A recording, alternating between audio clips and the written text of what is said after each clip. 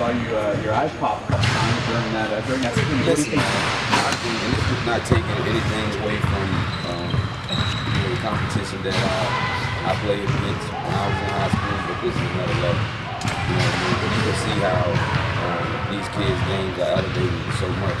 You know, it's changing so much because, you know, a lot of kids grow up today, you know, back in the day, a big man played like a big man. A guard played like a guard. Now these guys are implementing guard games into big man games. And you're saying big guys do things that you would never think a big guy could do.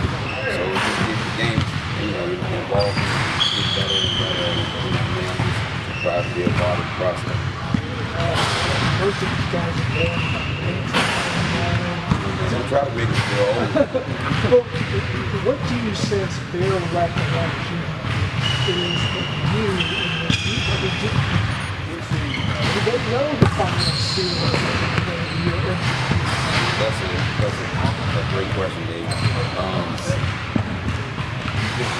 The thing that amazes me a lot is when I'm in the airport. When you've been in the airport, you've been in a restaurant, or you've been in different places, and you see guys that you would never think that would know who you are, know who I am. Like I met a guy, a kid 5 years old in a hotel yesterday.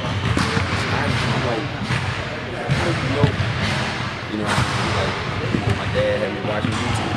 You know what I mean? So you pull up those tapes, you know, these little guys start talking to her, and just pull up my name on YouTube, and you can see, you know, some of this. You know what I mean? So it's always fun. The article that you wrote yesterday about how we study videos. I heard about it, but I didn't get a chance to watch it. I was trying to watch it earlier, but you know, it connected me with my phone in the hotel. But I'm definitely gonna check it out. You know what I mean? I want to see it. A lot of guys are calling me about it. Family members and my friends are calling me about all these things. So I'm definitely looking forward to seeing it. When you were these guys' ages, could you have dreamed of being a Hall of Famer? No. My dream at this age was to go to college and hopefully play basketball. I didn't set the bar that high. You know what I mean?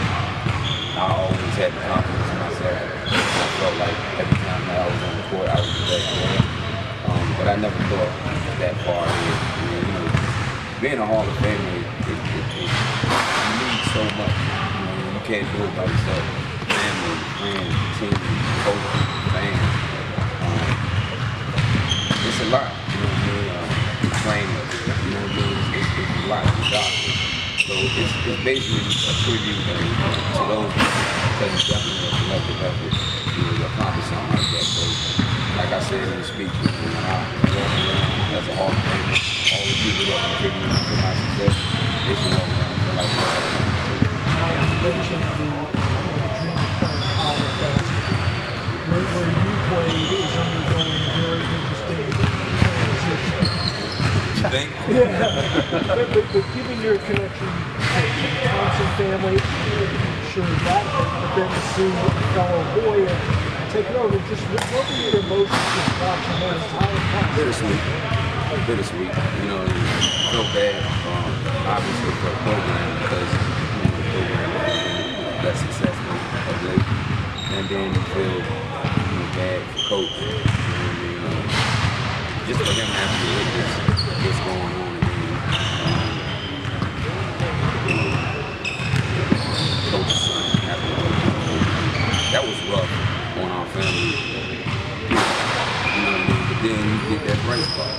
You know what I mean? It kind of helps heal a little bit being better. You know what I mean? And I think he'll do a great job. I think he'll put together a good staff. And I think the future is going to be bright for us. All this out is, you know, trying to get the best recruits we can, put the best product on the floor, and guys just going to go out there and play as well. I just think that we good. All right, well, I think a big part of this game is not only done up to this point, but how do you feel your perspective in the business is going to help put something in them? You know, I think my goal is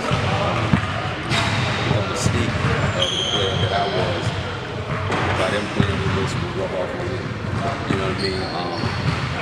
When you think about games like this, the excitement comes in when it's a person that you look up to. You know what I mean? For me, I never got a chance to play Michael Jordan all the time. I think that was an honor for me because I looked up to him so much. And just to be a part of his game would have been special for me.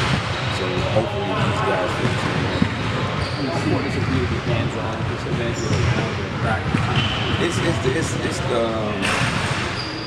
It's the first one. And obviously, in years to come, I still want to be a part of it. Talking about how I'm basically big standards. So I definitely want to be able to, like I said, it's an honor to have my name affiliated with something like that. You know what I mean? And then watching these guys out here today, I mean, basically cheer them, you know what I mean? Because you can't believe that this level and at this age, these guys are developing the way they are. You know what I mean? You can really look out there on the court and see superstars in the making. So, like I said, man, it's just an honor and a pleasure. It's God's gift, one of his gifts to me to be a part of it. It's kind of changed the way you look at smaller men in basketball with like that. I think they can do it. What do you like about that? Like smaller players in the NBA? What gets you excited?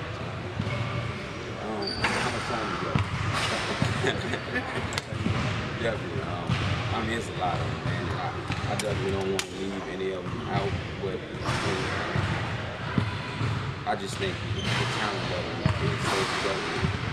I mean, with Russell, it's epic. It's mind-blowing. It's something to be remembered in basketball forever.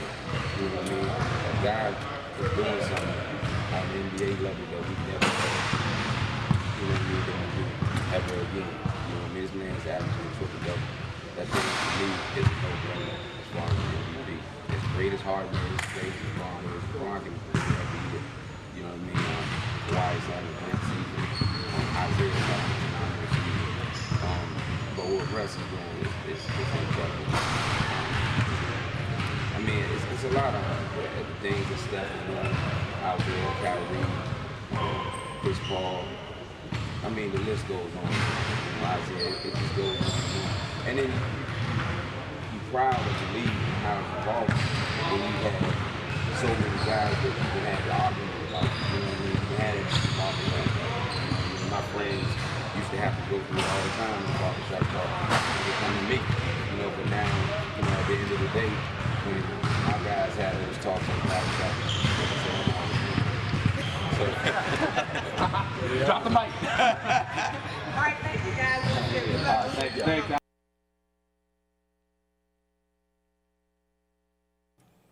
Welcome to this week's edition of The Focus. Wilson Tarpey Jr. here, joined by our guest, Mr. Evan Williams.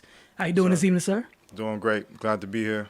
We're happy to have you here. And again, folks, if you're watching, yes, it's a Saturday. It is. No, it's not something you need to get used to. You still need to, your regular programming is still tuning in on Tuesday for live streams, Friday for DCTV. That's what happens here. Octavia.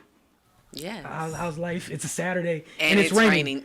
Look, when I saw it was raining, I was just like, I know she's going to say something. So your initial thoughts about we're in studio no matter what the day is. And I don't know what it is about the rain. It's just kind of crazy to me. But it is what it is. We're here. I'm happy to be in studio as always. Very happy as well, man. We got a lot for you guys tonight. As we try to do when we have our guests is, we've had a lot of special guests in the past. We're going to continue to have special guests. It's help you guys to really, truly understand what it is they do, how they make an impact on not only their industry, their world, and the people that they work with. Because a lot of times, a lot of people have an idea what people do when they hear a job.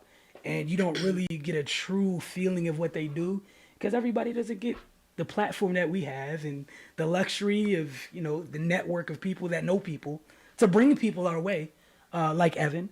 So we're going to take our time today, have a great conversation with Evan. Cardell is not here. You do not see him in the studio. Evan is sitting in his chair today. Always on the road, y'all. He's in the gym. Look, he's been in a couple gyms this week. He is a gym rat. And to do the stuff that he does, you got to be a gym rat. I was tickled this morning where I think he had an IG post this morning about she was trying to be like Wilson with a quick little post while walking up somewhere. Oh yeah, I did So, see that. I got you being funny, and that's cool. So I'm gonna be like you with the rapid fire questions today, and I look forward to it. I'm even gonna try to get to. I'm gonna do my best Cardell voice for the rapid fire. We're gonna have some fun with this because why not? Thank you all for tuning in. Whether it's on live stream, whether it's on Facebook Live, and then or DCTV, whichever way that it is that you're tuning in, we truly appreciate each and every one of you. Also on the show, well, at least in a rapid fire, I would tell you, but that would be breaking tradition. So you're gonna have to wait to the end of the show. Just to know see. I know no questions, guys. I have no idea what these Cardell, ask. I know you don't see this at the moment, but I told you we're gonna hold what it is you do, and we're gonna uphold those traditions. Nobody knows what we're talking about at rapid fire. I told them everything else about the show. Nothing about rapid fire. Nothing. So again, you guys don't leave. We're gonna also have Rob Riley calling in for rapid fire, Okay. so we can have that third voice because I have to ask the questions. Because I got to be Cardell. Rob's going to call in and be Wilson, except he's going to have far different views than Wilson usually has. So we might have like 3 people agreeing for once because it hardly ever happens. It happens sometimes. I mean, rarely. Because of me, it rarely happens. So I'm going to proudly take, credit for that. Okay. All right, but we're going to take a quick break. Please keep watching. If you are watching, you like what you see. If you normally tune in, buddy system. Like we always tell you guys, grab a Bring buddy, a tell friend. somebody else. Y'all don't have to share the same device. I'm sure all of y'all have phones. You can both tune in. So get on Facebook, like the Focus page. After that, like Finest Magazine. And after that, like My Mama Sports. We try to keep everything covered here, man. We got a lot going on. Got the Valor tonight. We got our guy Donnell out at that. So we'll have some stuff up tomorrow on My Mama Sports. Finest Magazine is a whole bunch of content he's already dropped from the Iverson event, the inaugural Iverson Roundball Classic. So that's crazy. You saw the interview at the top of the show. Washington Mystics start training camp tomorrow. Okay. Media's not allowed tomorrow, but eventually we're going to have that stuff popping up on the site too. So for those of you who missed the draft stuff, get over there for that. Get over to Finest Mag for everything that's going on down in 757 this weekend. Got Cardell calling in a little bit later. Rob calling in. You're watching The Focus. We'll be right back.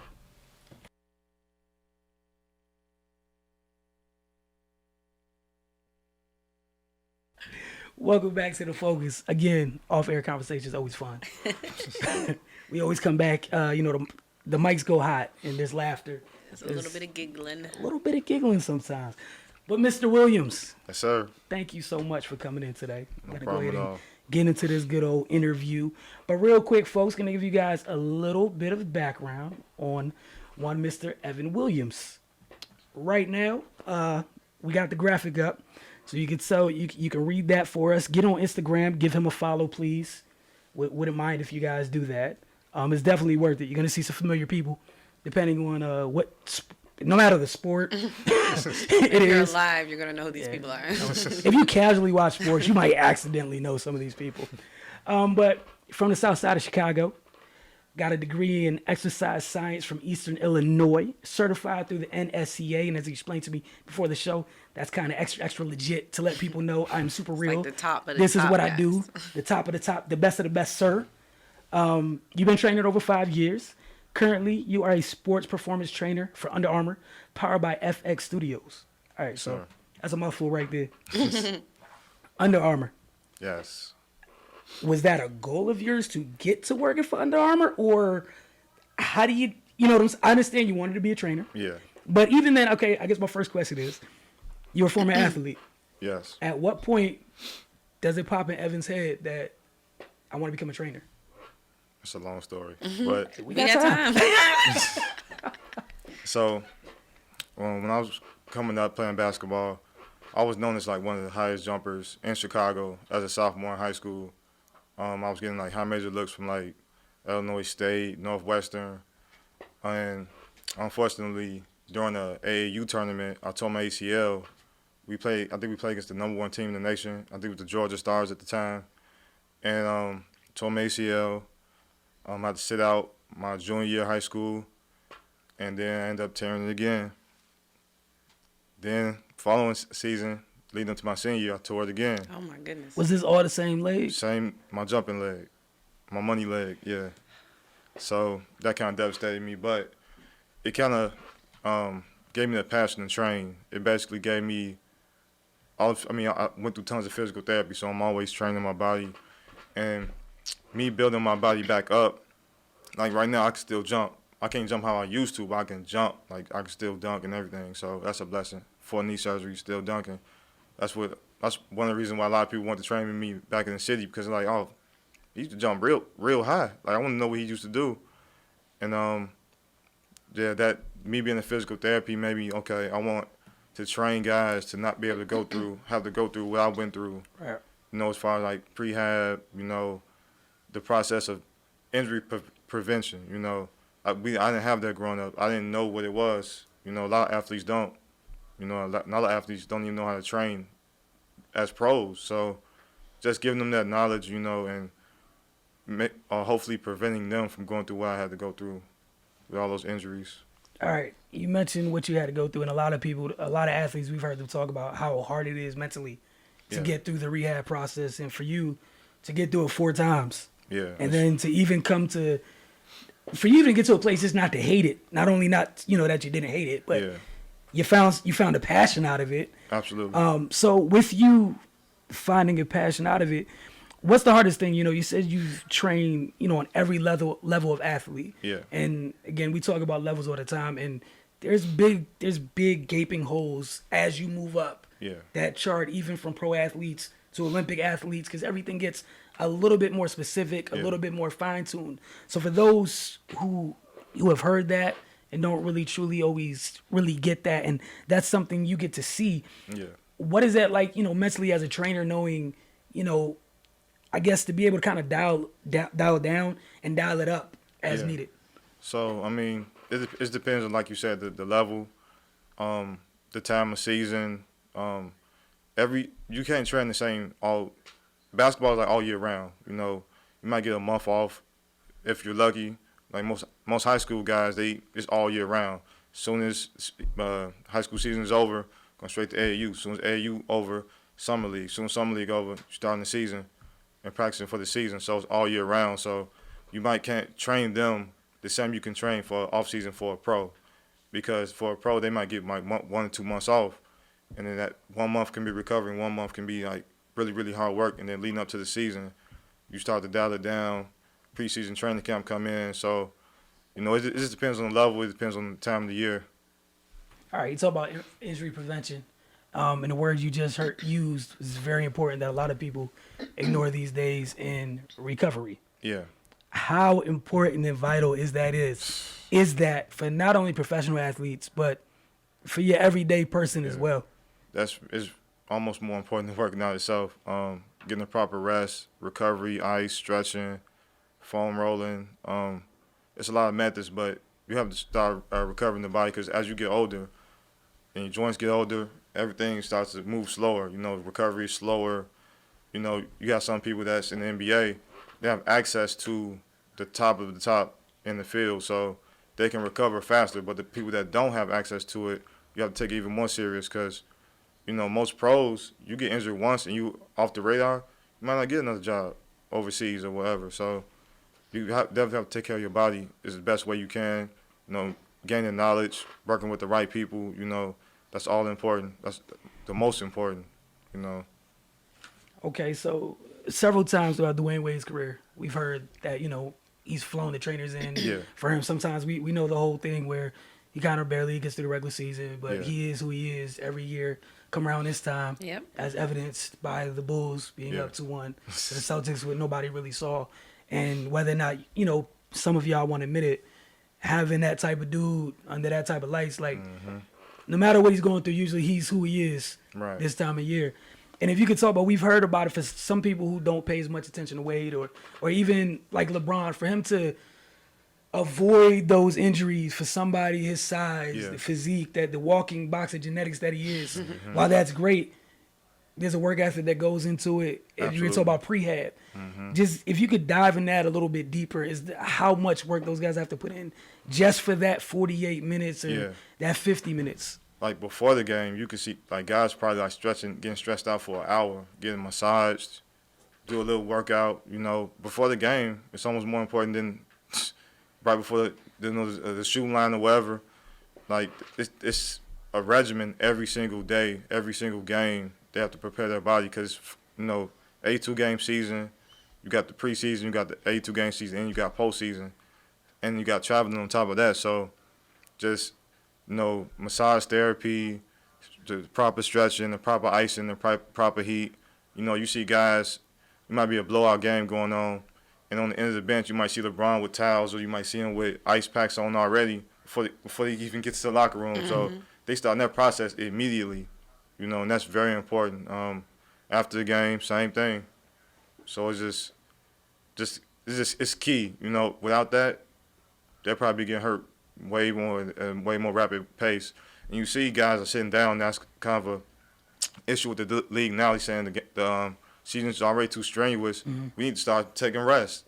So that's how you see how much their body is getting banged up every single game. So it's very important. And even in the off season, prehab, just doing the proper corrective exercises, proper way to squat, hinge, push, pull. Honestly, a lot of athletes become pros, don't even know how to squat properly, and they went all through high school, all through college, doing it incorrectly, which is an issue to me. But just doing those basic things right can prevent injuries down the road, and most athletes don't know how to do that. We talked before we got on air talking about cycles that athletes go through and how one cycle could really mess up someone's, it can mess up your money at the end of the day sometimes. If you could just break down those cycles, why it's important, even from a trainer, how do you go about building those cycles, for prospective clients across, different sports? So each season is different, each season that comes through, it's a different sport that's on. So you got baseball, basketball, football going on at different times of the year. I primarily work with basketball players, but I train other athletes as well. But with basketball, like I said before, like high school is different, college is different, pro is different. But with a pro, they got that first month, they done with the season. You want to just, slowly work them back into it. So you want them to recover from all the bangs and bruises from the season, get them to recover a little bit more, do some corrective exercises, build their cardio up a little bit more. Then you move on to a more moderate pace of exercise, and then you don't want them to peak too early. So probably about midsummer, you kick up the intensity like way higher, and then leading to the season, that's when you want them to peak to the top potential, because the body tends to plateau. Do the same thing too much, you're gonna plateau. Your body's gonna get to a certain level, and then you're gonna, flatline. Right. So that's where you want to get them at right before the season starts. And it's all about doing the right things the right time. Anybody can go in the gym and kill somebody and make them tired, but are you doing something that's going to transition on the court? That's how you want to train. I can make anybody do 100 push-ups and they're going to get tired, but I might not make it past 20. Tell you right now, I can't do it. So, all right. So, and even then, I would venture to say that would apply to the everyday person as well, because a lot of people wonder why, like, New Year's resolutions, everybody go hit the gym, then, oh my goodness, it's not working anymore. Right. As you said about the plateau and how important that is. So just to keep in mind, again, for us everyday people, that when you hit that point, you feel like it's not working anymore, flip the script. Absolutely. Just progression. It's a progression to everything. It's progression, is different methods of training, there's different intensities, just switching it up. So your body, anything you do consistently, your body's going to get used to it. So once your body gets used to it, you have to switch something up. Something has to change. You can't do the same thing all year round and expect different result. It's not going to happen. Once your body peaks and hits that plateau, something has to change in your programming. So what I would say to the general population is find a regimen, stick to it. You see your increases, you see your gains. Once you stop, look up another plan, follow that, and just progress. Every movement has a progression. So that's the best way to go about it, All right, so going across your Instagram feed, seeing a lot of different people. Yes. So I mentioned to you this a little while ago so you could get to thinking about it. And you gave me a very quick answer. And I'm not surprised about who the answer was, but with all the athletes you train, obviously, again, there's a lot of Under Armour athletes. Right. Some people still kind of hesitant to realize that Under Armour is kind of a big deal. Yeah. And have a lot of, important players Yeah. on their roster. That being said, they need to train. Absolutely. They're an Under Armour trainer. Yeah. When's that first moment when you're like, oh my goodness, this is officially real? Well, first thing first, I gotta thank my boss Nate Costa for the opportunity. When we had Cam Newton, and he run basically the whole offensive his whole offensive team for the summer, and we got to train those guys, develop a program for them. It was an honor, just helping Nate train those guys. It was like you can't get starstruck, but you get like a sense of, wow, I'm really training Cam Newton right now. So that was a good sense of accomplishment.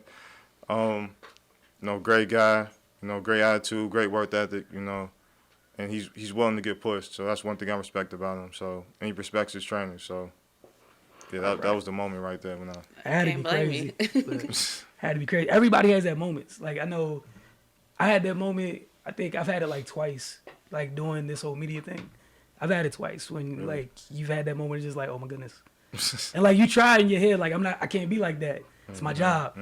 But you're like, yeah. Still, this is kind of a big deal, So, I'm not surprised Cam Newton was a guy. All right, we've almost covered everything, but when you sent me your bio, the first thing that stuck out to me the most, mental toughness was one of the areas you mentioned in that you train. Yeah. Can you explain to people how to train mental toughness? The reason I'm bringing it up because Twitter sports, the great, wonderful place that it is. Mental toughness is often discussed, dissected, and just horrible discussions are had about it. Yeah. So, as a trainer, that's something that's on your list of areas that you train and work with athletes. Yeah. How does one go about doing that? So, I gotta give my uncle a lot of credit for that. He always told me and my younger brother were growing up playing basketball. He said the game is 90% mental, 10% physical. You can push yourself. I mean, the body can be pushed a far long way than most people think, So it's a mental aspect to it. So say if I'm working with a client and I tell them to do 10 suicides. If I tell them to do 10 suicides, they might do 11 just because they know me as a trainer. They know I want them to push that extra, get that extra energy out. So it's just pushing yourself past the norms. If your coach tell you, look, I need you to go run this hill 5 times. You should want to do 10. It's just pushing yourself past that limit and breaking past that mental barrier and that mental hurdle that most people have. People do ultra marathons, people do all type of stuff. A normal person would be like, I'm not doing that, but it's possible. You see what I'm saying? Right. You see what I'm saying? It's possible. So just being mentally tough takes you a long way in the sport, in any sport, and you might have a game go 5 overtimes. Is your body gonna be able to handle it? So that's how you gotta think about every single game. You want to be fresh when the fourth quarter hit, just like IT. When he say it's time, he fresh. He's still fresh. He's still ready to play fourth like he played the first. So that's how you got to look at it. You want to be fresh the whole game and just willing to push yourself through that training so you can get to that point. So. All right. My final question for you, straight out the words of Cardell. It's how it usually ends everything. What's next for you? What do you have planned? I think that's right? That is Cardell like. What's next? I just feel like I just want to keep just growing my brand and helping. A lot of guys I help, and when I first started training, I was training for free. I help pros, that's overseas pros now, train. They didn't know how to train. I helped them, and I just did it for free just because I want them to succeed. And we came from the same neighborhood. And like, you need me to train you? I got you. And I was willing to help them because everybody don't have access to this type of training. Yeah. So just willing to help people dreams come true. I'm getting a self gratification from doing what I'm doing, helping people, because I want to be a pro too. But when I went through what I went through, okay, I'm like, I got a different calling. Maybe I can help this not helping someone else and help them achieve their dream, playing pro or, whatever they want to accomplish. So that's my main thing, just helping more people, helping more athletes, spreading knowledge, and growing too. So, a lot of trainers, they think they know it all. I'm gonna be honest with you. I want all the knowledge. I want it from everybody. I want to learn from everyone. So you know, just keep learning, keep growing, and expand also in the DC area as well. Just helping guys out here. You know, it's a strong basketball culture, just like Chicago. You know, we got me and Pettis and Matt. We always get in discussions about who's better, DC or Chicago. So we might set up a game one day. I can't wait. Yeah. So. Oh yeah, I'll be in front row. Look, So- be there. I'm sure we don't have a choice, but you know. I'm pretty sure we don't either, Octavia. My last thing, what you just mentioned, talk about wanting to be able to help and giving back. A lot of people, especially young men, that want to be athletes, and they all have that moment. Some people aren't as lucky or fortunate enough to get to live their dream out on that stage because it's this thing called reality. It's hard to go from each level to level. So in that, you know, from that standpoint, I'm like a big advocate trying to let people know, you know, if you still have a passion for sports, there's other ways to be around the game Absolutely. that you love besides playing. As you said, somebody might have took your situation and tell you, like, I don't want to see sports anymore after one of those injuries, let alone 4. You instead found your calling out of it. Absolutely. You know, I obviously knew when my time was up, coming up, I wasn't going to play in whatever sport it is that I love. Right. It wasn't going to happen. Right. And I still want to be around it. It took me a while to figure out how to get back around it. But for those young men that might be watching, there's many ways to be around pro sports. Absolutely. And, you know, you might have the best seat in the house and not even think about it. That's true. I definitely get self-gratification from helping these guys. Just to see them grow and get better, it's satisfying for me. It's almost like I'm out there with them. It's almost like I'm playing and I'm not on the court. You know, I'm seeing like, wow, this work is really helping them become a better athlete and a better person. So mentally too. So. All right. Well, Evan, thank you so much. But you're not going anywhere. No. We got rapid Can't fire. wait. We got Cardell calling in. So you're watching The Focus. Stay tuned. Don't go anywhere. But Evan, tell them where they can follow you on IG. My IG, the Evo _Lution. So THEEVO _LUTION. Okay. All right, guys. It's just that simple. I had a blast going through his IG. Seen a whole bunch of different workouts. I'm definitely you're gonna see a lot more footage coming this summer. Hey, look, we look forward to Like it, a man. lot more. So way more than I've been posting. Hey, look, I can't wait. I'm already following, so I need you guys to do the same. I don't have to do anything, but hey, new post. If you guys, you can do that. You guys can do that too. Just go ahead and follow Evan. Also, follow us.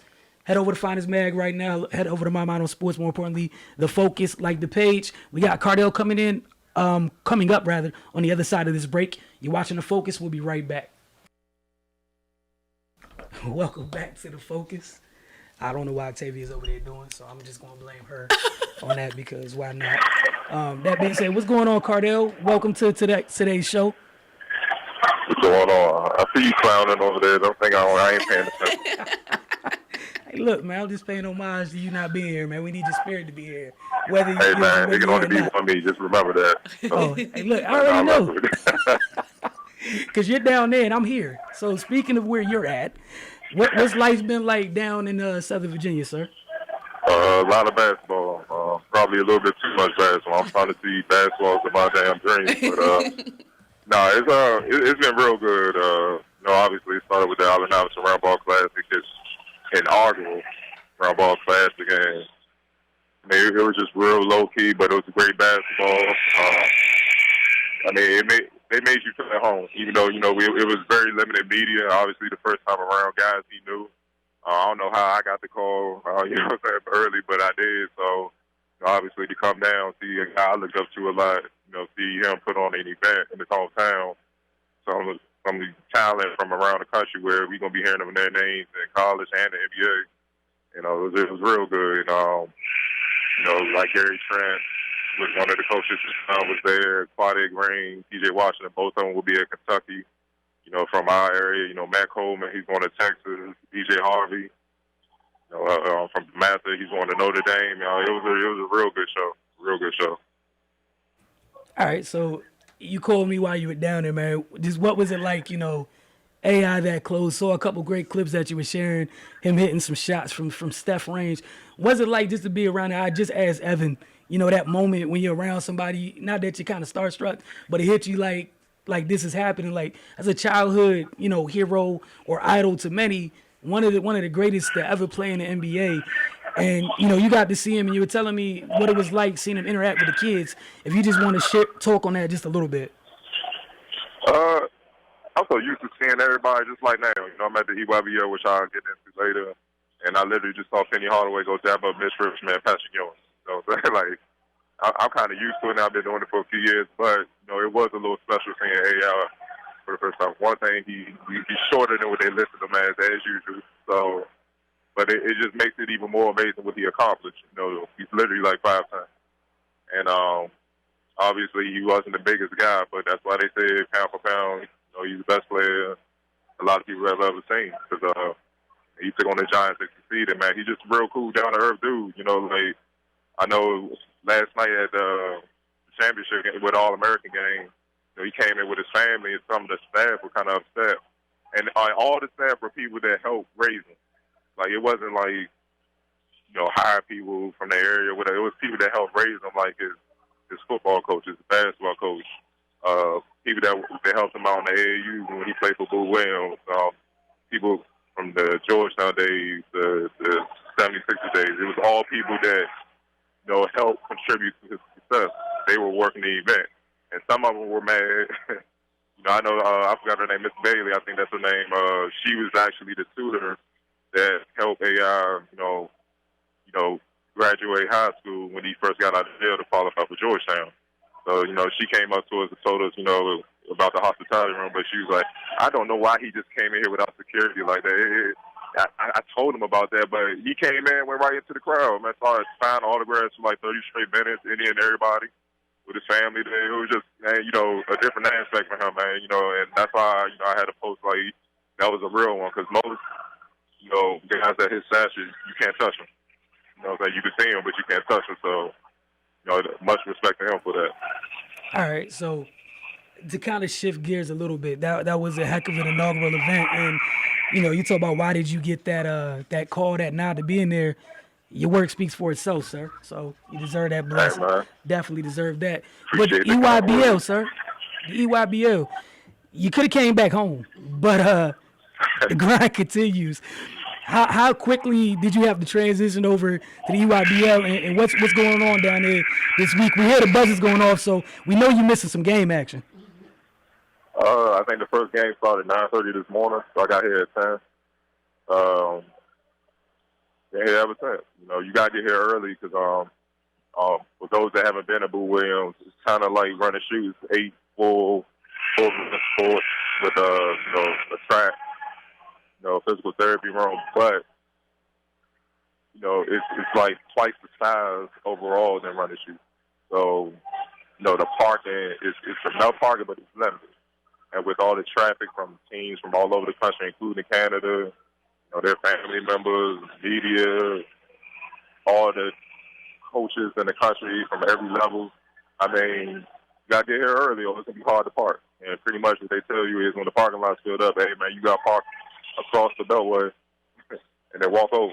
That's just how it goes. So, I made sure to get here early enough where I was lucky enough to find a parking space. I came in here. I'm following the 3 local teams, Team Mella from up in Baltimore, Bull Williams from down this way in Virginia, and obviously the local team, the DC team Takeover. And, they got it in. Of course, there was a few standouts. For Team Mello, I'm just going to throw out some names for y'all to keep an eye on throughout this, not just this summer, but definitely next season. From Team Mello, junior guard Brandon Adams, 6'4" guard out of Calvert Hall. He's actually the brother of Jalen Adams, who's the starting point guard for St. Bonaventure, who's testing NBA draft orders. He led the A-10 in scoring this year. He's real good. He has a chance to be even better than his brother. So that's, I just told you what his brother accomplished. So that's saying a lot. Noah Larkey, if you're not familiar with him, he's one of the best point guards in the area. Hands down, he can do it all. True floor general, but he can score well. Laquil Harnett, he led Perry Hall to the Maryland State Championship. So he here trying to, improve his stock, so to speak. 6'8", versatile forward. Can do it all, bring the ball up, run a little point, post up, shoot the mid-range, athletic or dunk on you, loves to defend. Pretty much a coach's dream for a size. For Bull Williams, it's Kelvin Johnson out of Huntington Prep, 6'6" guard. Jason Seaway, another 6'5" guard in Trinity Festival. And the kid you need to really look out for, he's very special. He's just in the 8th grade. And for him to be playing on this level at this stage in the 8th grade says a lot about him. His name is Zion Harmon. He's a starting point guard for Boo Williams. He's just one of the rare breeds, man. He's a 5'10" point guard. Like I said, he's in the 8th grade. He's just a rare breed, man. So, there's big things in store for him. And as the team takeover, Trey Woods, 6'2" guard, the St. John's, Brandon Slater. I always liked him. He plays for Florida State, one of the top players in the area. Another athletic, versatile wing. And then Jalen Smith, the 6'10" forward out of Mount St. Joe's. He shined today, too, with his shot blocking defense. You know what I'm saying? And athleticism, finishing around the rim and whatnot. So those are the guys that impress. But obviously the performance of the day was from Trey Jones, who's the younger brother of Ty Jones, who played at Duke, who plays for the Minnesota Timberwolves, against Cal Supreme, who has Sharif O'Neal, who's Shaquille O'Neal's son, and 7'2" Bobo, who's Manute Bowles' son. They on the same team? He gave them 30 points, 8 rebounds, and 7 assists, no turnovers, and they blew them out. So, yeah, everybody in the gym kind of shaking their head over that performance. Hey, Cardell. Why is Shaq's son and Bo's son on the same team? Hey, man. You know how this works, man. I know they called the L. I'm just, Cheat. Thank you so much for calling in, sir. Please continue. I want everybody that's listening, go ahead, make sure you're following him at Finest Mag right now on IG. Get to the site. He's already started posting content. There's gonna be a lot more great content going up. Obviously, follow us here on the Focus because he's posting on both accounts. He's doing a lot this weekend, man. Doing a lot, man. Hey, man, I'm trying, man, brother. Like you said, you got another big time game coming up. Team Melo takes on Takeover, so I'm getting ready for that. So I have updates for that as well. All right, thank you so much, man. I'm happy that you and the fam have had a good time down in Southern Virginia this week, and we look forward to your return. All right. I'll let you later. All right, man. All right, everybody. It's Cardell calling in, man. So, again, we're busy. We try to tell you guys sometimes that, we do more than just come in here once a week and talk. So, Cardell's busy this week. I'm happy that he's having a good time down there. And we talk about all the time, just being able to find balance with being on the grind and taking a couple seconds to kind of relax, with the fam and whatnot, because it's a lot of work, man. Get burned out quick. Got to take a break. Got to find balance. Evan's over here nodding off. Talking about work. People tired out here, man. People are working. 13-hour days every day, man. People are working. We got Rob Riley calling in shortly. I'm going to see if this is in fact him, and then we're going to get on with this rapid fire thing. Rapid fire. That's not Rob, so I will tell Rob to call in right now. See, I had to text him, call in Rob. He's like, should I wait till Cardell's now? All right, so we got rapid fire coming on. It's a big week. And we're in the NBA playoffs. That we are. We got a local team in the playoffs. We do. I don't know how they're currently doing at the moment. It's on commercials right now, but they were still down about 17 the last time I looked. Okay, so it's part of playoffs. It happens. That's usually game of runs. It's a game of runs. It's a game of runs, and also the playoffs don't start until they usually say until one of the away teams win a game. That's usually when the series begins. If an away team does in fact get a chance to win a game. That being said, we got Rob calling in. So Rob, how are you doing this evening, sir? Hey, what's going on, everybody? Hey. Been a good show so far. It has. Been very well entertaining. Yeah, Chicago's well represented on this show right here. Yeah, I see that. Evan Williams, welcome to the show, my brother. Yes, sir. It's good, man. Southtown, stand up. We're outnumbered now. Southside. Oh, yes, you are. Hey, look, I'm always outnumbered. Every week I'm outnumbered. I forgot what show. You have Cardell, me and him got the full Washington kind of like. What show was it when Byron Westbrook came here? Oh yeah, you was real outnumbered. I'm already know I'm the outsider despite being here. I felt like I was literally in Connecticut while in this room at the same time. Yeah, because literally all the girls from the same city in Maryland. They were sitting there talking about childhood memories. I'm like, that's cool. It's like that sometimes, man. When that connection's there, you got to make sure that you share with everybody else. I was wishing I had a journal to just doodle in while they were talking. That's low key why I have a journal now during the show, just so I can mess around and get through those tough moments. But our rapid fire segment, I got some questions for you guys. As always, the guest goes first, followed by Octavia, And then Rob, you get to share your thoughts at the end in this rapid fire segment.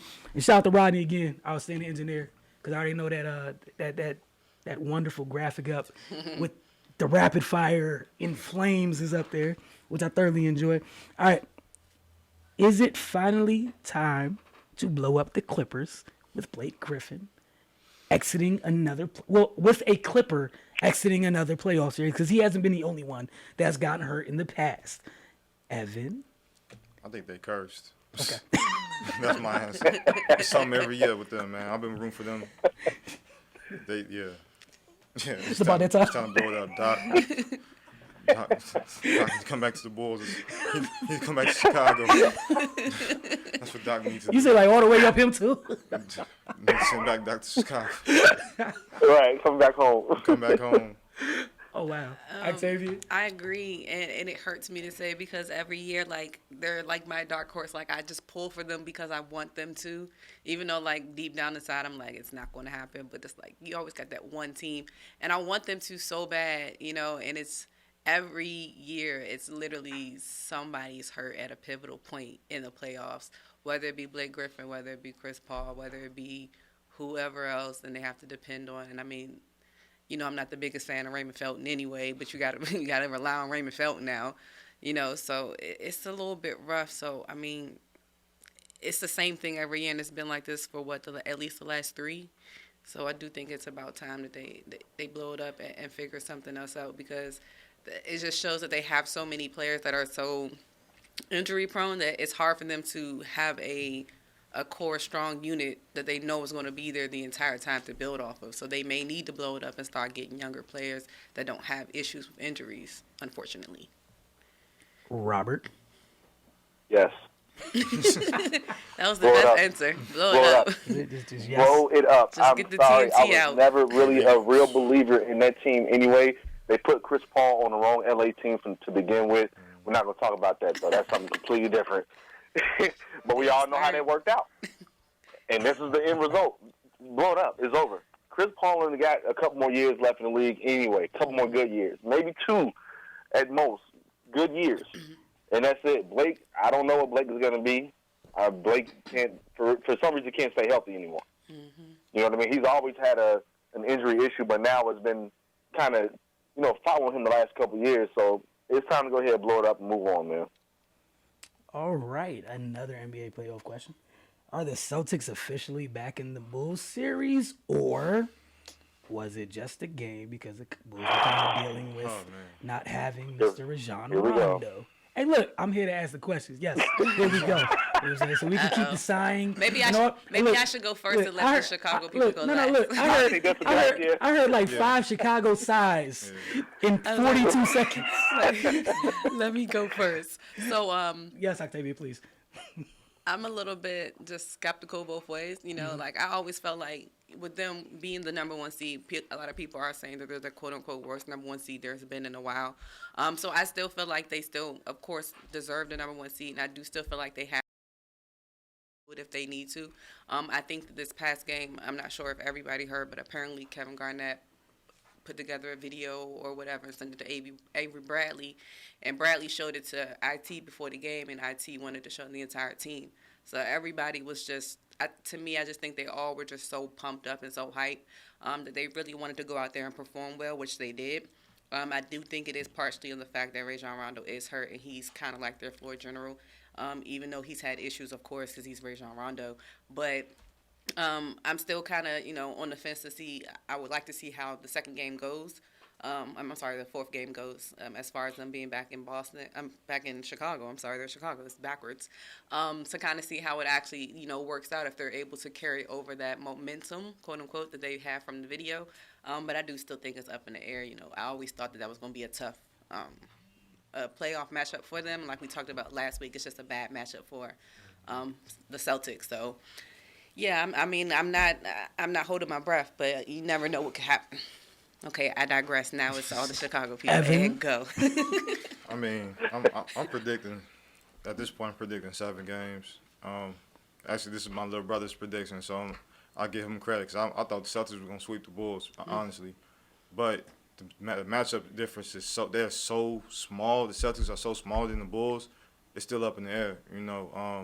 Rajon Rondo being out, that's a hard hit.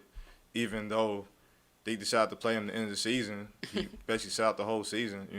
They could have built that chemistry all the way leading up, but that doesn't matter right now. But we're gonna see. They say out indefinitely. My prediction is 7. Yeah, I think the last thing I heard they said was they will reevaluate him in 2 weeks and possibly. Man. Well, I heard 2 weeks. I heard That's what I heard.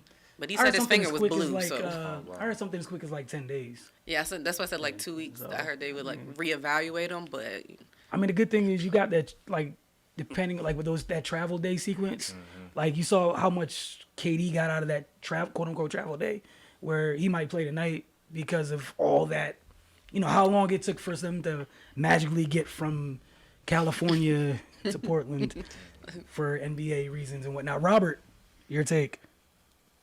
So I had the Bulls in this series winning in 7 to begin with, just because Boston they're small, and outside of Isaiah Thomas, they don't really have anyone else that I'm worried about. They have a bunch of others, and that's including Al Horford. Wilson, you and I talked about this just the other day. I'm not mature enough to say anything about him. Thank you. I've been screaming this from the beginning of the series, even when the Bulls first made it in, and I realized who they had as their first round matchup, and I said, this team has been Jekyll and Hyde all year long, with every type of issue that you could possibly think of. And the whole time what they needed was a floor general, which is Rajon Rondo. We do know Rajon has had his issues in the past with different teams, pretty much every team he's been on. And I thought that kind of carried over this year, but what I've come to find out that it was not him. He was not the issue. The issue all has to do with what's going on in the front office. And Evan, you being from Chicago, I'm not sure how deep you are into. He said yes. He's everything. saying yes while you're talking. Absolutely agree with the front office statement. Yes, I do. Right. It's a major issue, but and that's what a big portion of the Bulls' problem is this season. But they were able to kind of get things together toward the end of the season, and they went on a run. They went on a really nice run, and then as soon as Rajon started talking trash and said they quit, Boston's done, they quit on themselves, and then he's out. So now his team has to carry that trash talking, for him. They got to put that on their back and say, okay, well, you carried it, and now we got to finish it. But they have to rely on everybody else that's not a floor general. Jimmy Butler, he's not a floor general. He's a great player. He's not a floor general. We know that because they have not followed him at all this season. The Bulls didn't start playing well until Rajon went into the starting lineup. And now that he's out, this changes things. Who's going to step up and take over their leadership role? I still think the Bulls can win in 7 just based off of just being a bad matchup for Boston. Like, Boston is just way outmatched in this one. But that's if they play the series the right way. If they continue to play good basketball like they did the first 2 games. If they come out like they did yesterday, Boston's going to end up bringing the series back home in 6 games. All right. This is fun. I don't have to talk. I just get to ask questions. This is awesome. We had Cardell text me, just hearing Cardell's text. All caps, Rondo, man up. So, that's his take on this entire thing from Cardell. So just wanted to share that with the group. Another NBA question. Is this playoffs, I don't want to say the coming out party, because this guy's been in the league for a while and just for whatever reason people decide to act like he doesn't exist. But is this playoffs, at least thus far through the first 2 games of that Atlanta-Washington series, do you guys maybe see this playoffs as being kind of like the start of Mr. John Wall's prime? Can I start? Yes, you can. I raised my hand. Y'all can't even see it. Okay. I'm so tired of people not realizing how good John Wall has been for so long. Only thing that's been holding John Wall back is the injuries. That's it. He's always been this kind of player. Yeah, his game developed a little bit more. So is it really his coming out party? I don't think so. I think people are just starting to really see this team play together because everybody's healthy now. Everybody's playing now. And so this is how good they could have been for the last couple years. Like John Wall, to me, is definitely one of the top. I don't know if I can put him in the top. Well, no, I'm going to say top 5 point guards in the league. Easily. Easily, because he can do just about everything on the floor. He's the East version of Russ. Simple as that. Coming out party? Nah, he's been here. That's just my take, though. No problem. Like I said, it's fun because I get to keep my takes to myself. Good So, job. Evan. Man, I absolutely agree with everything he just said. I've been a John Wall fan since he was in high school, and I always seen his potential. Everything's just clicking now. Everybody's healthy. You know, got a good coach, good system. They run his system like a John Wall type offense up and down. Everything should be on point. You know, I got them playing Cleveland, so.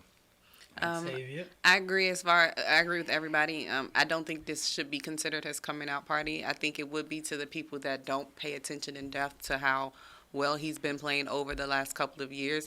I think most of it is marred by the fact, like you said, injuries, and then not only injuries to him, but injuries to his teammates. You know, it's hard to be a top-tier player all the time, you know, pulling all the weight by yourself all the time. So a lot of times when he's tried to pull the weight, sometimes it looks like his jump shot's not going in because he's shot a bunch of them because nobody else is doing anything. So I think this is the first year. Well, I won't say first year, maybe second year, because I feel like when they were in the playoffs, not last year, the year before, that they were okay then too. But I think this is the first time since then that they've all been clicking together at the same time. And I definitely think the addition of Scott Brooks has helped them a lot. Because if you say, you know, you look at it as him being the East Coast Russ Westbrook, you know, Scott was with Russ for how long? You know, so why would you not think that that can't transpire into the same person, you know, the same situation as John is in currently? So, I mean, I definitely think that this shouldn't be considered his coming out party. I think it is to the people that don't pay attention enough. Cardell, Wall been that dude. Look at the box score right now for the game playing now. I mean, if you look at it now, like they're down by 21, but last time I looked, he had at least 27. Something like that. The last time I looked, I'm not 100% sure. I just got the game on my phone. I mean, they're down by 21 with 2 left in the third. Well, I'm watching right now. What I can tell you is John Wall is playing good basketball. Defensively, they're kind of just letting Atlanta get into their spot, get into their sets, pick and rolls right to the basket. So it's not anything that he's doing. Right. They're just having a bad game. It's what I'm seeing in this game. Honestly, is the same thing I saw in the game last night with the Bulls and the Celtics, where the Celtics came out firing. Hey, we got to go ahead and get this win right now. Atlanta feels the same way. We have to get this win right now. Because if you don't get that win, you know the series is over. Basically. It's going to be hard to come back from that 3-0 deficit. Like that's tough to do. And what I'm seeing right now, physically watching this game right now, Atlanta's just coming out ready to play ball. That's it. And Washington wasn't ready. All right. We had a couple other questions that already got taken care of with you guys' outstanding answers already. So I was going to ask about Blake and the Jazz being out, and y'all already killed that question. Was going to ask who had the best chance to beat the Cavs in the East. I think y'all already killed that question. John Wall, Washington. Oh, yeah. Is this the last we see of Mr. PG-13? Mr. It's Everybody Else's Fault in a Pacers jersey? Evan? Yeah. I mean, I feel like with him, he just need a better system and better, surrounding. They say LA. Yeah, potentially. I think that's where he's trying to go at least, maybe. Going back to the crib, so I mean, it might be a good refresher, thing for him and reboot his career a little bit. He's an outstanding player, works very hard. He's in the playoffs against a tough team. Last couple of games, the last game was heartbreaking for me to see him do all that work, and then LeBron became LeBron. So it's like, yeah, it's time for him to jump ship and get to a better program. Robert? Yeah, I saw that look in his eyes. That's the same look I saw in LeBron's eyes when he left Cleveland the first time, where it's like, all right, I'm tired. This is not working. You guys are very nice out here in Indiana. Your people are great. I need to win now. It is not going to happen out there. Plus, I don't think that Paul George may be the man. I don't know if he's the number one guy.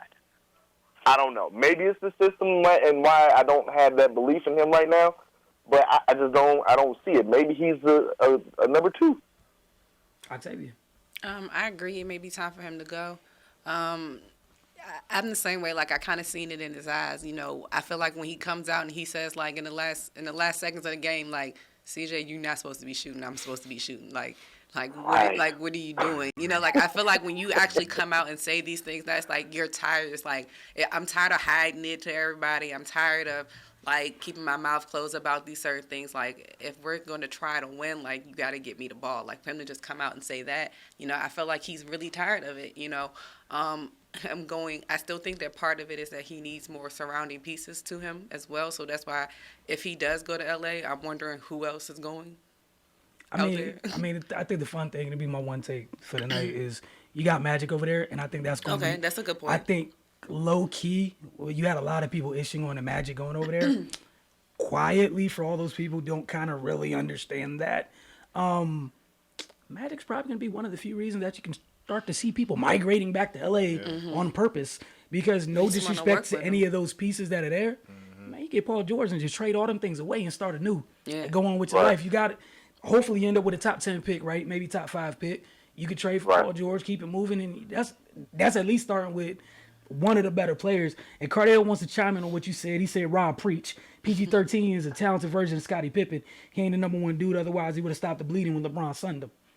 That's a good point. Then I know, I like the man, comparison Cardell, my too. homie. Look, it's my job to play messenger, man. I like the comparison too. All right, so he is really Scotty-ish. Yeah, because I like the again, comparison. you gave Bron a whole lot in that first half, and when he pushed back, there was no resistance from you and your mom. None. Had again, you know, I'm gonna leave that alone, but I'm with you guys. My last question of the night, and this come from Cardell, so I'm gonna close my little journal because we don't need it right now. Forget the rest of my questions because y'all killed them already. Hey, look, man, I'm enjoying this thing. I don't have to talk that much here. I don't have to think about answers. I'm about to ask Cardell, can we flip every week? And I know you can hear me, so I can't. I'm waiting to see these 3 dots pop up so you can be like, yeah. He be like, no. My segment. Hey, and he also said to finish this off, all caps, Mr. Give me the ball. Well, you got the ball. Right. You got it, and you did nothing. And the last part is that, all caps as well. And Bron said enough. Cardell going in right now. All right, he is. I can see his face. I Right can now. hear his voice right now. Cause this be one of the few moments where he's very animated. So I'm gonna do my best to help this out. And notification came across the phone. Steve Kerr is out for tonight's game. Saw that. Had an illness. They didn't see whether KD's playing back. I guess it's game time decision. But the last question of the night, folks, is about Mr. The super polarizing Mr. Russell Westbrook, because people love him, hate him, and the people on the fence still don't know which way they should fall off said fence. So Cardell had this criticism he wanted me to ask the panel. Folks saying he doesn't pass enough. Cardell fouled that up by saying, who the hell is he going to pass to? Octavia, you first. I saw one of my high school friends. About Corey's? Yeah. I saw that post too. Post a very, very, very long Extremely long. his feelings in regards to it. I think it's crazy. You know, like first you say he doesn't pass enough. I mean, he's averaging a triple-double with assists, guys. So he is passing the ball. And don't get like let's be real. Yeah, he did still take more shots than everybody else on the team, but let's be real. Who else is, you know, don't get me wrong, like he has pieces. You got Oladipo, you know, you got some people there, but he's still the man there. So, of course, he's going to take more shots. He's supposed to take more shots. All of those shots he took is the reason why they're here now. So, to sit here and say that, you know, he shoots too much, I mean, this has been Russell ever since he's been here. He's never been something that he's not. He's done this the entire time. He doesn't care who he's playing with. He shot that much when KD played with him. So why do y'all expect him to change? If it's not broke, don't fix it. He going to be y'all MVP. Like, let's be 100% real. Like, it is what it is. Like, the shots have to go up. Somebody has to score. So if he's the leader of the team, that's what he's going to do. But y'all acting like he don't pass at all? That's crazy. Evan? I love Russell Westbrook so much, man. Like, he's, man, I've never seen a player like him ever to have that much energy. All the time, because I said he wasn't going to average a triple-double.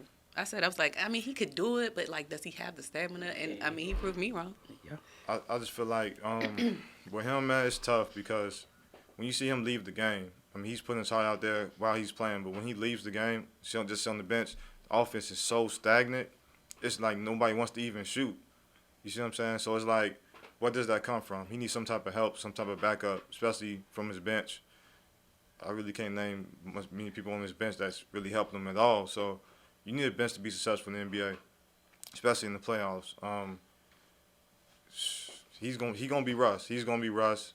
You know, he has to take 50 shots because no one else is. So that's just how that's gonna have to play out. You know, he needs some help. Before you go, Rob, Cardell added padding stats. You know, people saying he's padding stats. How the hell you gonna pad a triple-double with 15,000 question marks after? Yes, Evan? You can pad rebounds if your bigs are willing to let them rebounds go for you. I mean, it's good for the system because he can start the break. He can start Like the you offense. said, with a stagnant offense, Exactly. sometimes the best thing is to let him get it so you can push. Exactly. So, but that still doesn't, you can't pad the assist True. with they have pieces. to So score. And his bigs do a great job running the lanes for them to find him. So that's for him to find them. So that's a good way to get assists. All right, Rob. Did he average a triple-double? Yeah, He averaged a did. triple-double. He did. I saw it. Okay, I don't understand the question. Oh, no. Now I Thank understand you. the question. I mean, the man is passing the ball. He's passing the ball. Look, He don't man, have nobody on their team that's really, like, who's the number 2 guy? they lost their number. Look, Right, guys, no, not look, that they lost. Look, Right now, who is their number 2 guy? look, man. Russell. Exactly. He's I don't know. number one and Look, number like- two. The water boy. Like, I've been a big, like, The water boy. Like- The water boy. I've been on Russell a Right. couple times. Like, I think my thing is this team was set up for him and Kevin, right? Kevin left. Somebody obviously it was piss poor planning in the front office, and a lot of people. And I do think Sam Presti's very talented. He's got to escape so much for being the man in charge while losing these people. Okay, and I don't understand how we talk about the Bulls front office, other people's front office. You've been here the entire time, sir. You're the one that gave James an ultimatum and messed it up. You the one that decided Ibaka was more important than the other dude running for MVP that you drafted. You're also at the helm when if you're in that building, if the Kevin Russ thing wasn't gonna work, how do you not? You talked about prehab earlier. How the hell do you not get ready for that? For just in case a rainy day, like maybe get something like a world's ransom to get players that fit with Russ. And like you said, Russ is going to be Russ, not going to change. We look at the Scott Brooks system. First, we thought it was Scott Brooks. Some people thought it was Scott Brooks. Cardell was one of the first people to stand up and was like, nah, it ain't Scott. That's on Russ and Kev. Same system John Wall got. John going crazy in that system. He's a different type of point guard than Russ. And again, I'm not going to knock Russ for what he's not. Russ is who he is the end of the story, good or bad. That being said, got to look at the GM. You need to build a team around Russ, who Russ is, good or bad. Just like Kobe, it was hard to put pieces around Kobe sometimes, right? You got to figure out a way to do that with Russ. Those type of players, like he's still very special. He's still really good. And I think he has a lot of good intentions. I just think he wants it so bad. And you're playing, like there's a huge level of gaps. And I'm not trying to knock anybody else on his team. But there was a big gap level between him, like when him and Kev were on the team, and everybody else. There was a big old gap. Now, you looking at some of the teams you got to go through with, like, San Antonio, they at least got 3 guys within, like, the same realm. And then even their bench, they got bench guys as a unit that's on a different level than other people. When you talk about a bench, you got Golden State over there. I said at the beginning of the year, their bench was going to be fine. A lot of people talking crazy. Their bench this year is way better than last year. They benches are starting 5. On another team, It legitly is. I don't know if they'll probably make the playoffs in the East with that their bench start 5. they will. I'm not even trying to be funny. No, that's real, yeah. Right? Yeah, And that's fact. and again, I just want to go back to, like, everyone's going at Russ, man. Sam Presti, like, what have you done, sir? You flipped the Ibaka and got nothing. Like you've been here this entire time. Like, I keep seeing all them pictures. Like, I saw one this morning I on know what you're Instagram gonna say. when it was like people gonna think That I this is think Photoshop? Chris Howard, right? Yeah. People gonna think it's Photoshop. It was Kev, Russ, and James Harden walking out the It's huddle. like kids growing up, like kids in like 10 years will think this was Photoshop. Like, And no, I think it's hilarious. They probably might, but again, everyone's going at Russ for what? For playing, trying to trying to win. Without him, you're not in the playoffs in the West with that talent. I like Oladipo's game a lot, but just from a GM standpoint, it was always going to be like a high reward if those two worked out playing well together because of how Russ plays. Again, I feel like you didn't look at that the correct way, because if you look at how Russ plays, he needs nothing but shooters around him. Like a couple big, and even the bigs that he needs, it needs to be shooters. You know what I'm saying? So he can do what it is that he does. So that way, when he does kick it out, you need one rim runner, 4 and 3 shooters. However you get it, one rim runner, you keep Adams, and I love Cannon or whatever. Your man's a defensive liability. Get him out of there. Go find shooters for him. Stretch 4. Hey, exactly. Get you somebody who can do some good. You know, that adds value. So then you get a pick and pop person for Russ. So you can actually play a pick and roll that's not 15 people dive to the rim at the same time. Rim is congested and Russ just does some, acrobatic trick to get a layup and gets a foul. So, I mean, like, he's working really, really hard. And, again, I haven't been the biggest Russell Westbrook defender since he's been in the league. But y'all got to chill, man. Like, this is crazy. Like, how do y'all disrespect y'all MVP like that, man? How do you? Then it's like, then at the same time, I'll be the first person. What the hell was James Harden doing last night with that last shot? That's a horrible shot. Right. You get free throws when you wake up in the morning and have 5 trips to the line before you go to the bathroom, game on the line, and you want to shoot a 3 like you, Steph. What are you doing? Like, go to the line. And the worst part was he had dude retreating so bad. Dude was already beat. I forgot who was on him, but dude like shaded him to the right. Adams was moving out the paint. You about to get to walk down Main Street and you jack up a 3. So just like, we can criticize Russ. That was Harden doing last night. That's some of y'all's MVP, right? Oh, all right, cool. I just checking. But Evan, want to thank you for calling in. Hey, Rob, thank you for calling in. Octavia, always thank you for being here. Cardell, I know you listening somewhere, so thank you for calling in. And we want to thank you guys for watching. Man, it's like the Saturday thing's not normal again. Tuesday, Friday. Tuesday, Friday. Thank y'all so much for watching The Focus. We get at y'all next week. We truly appreciate it. Bye-bye.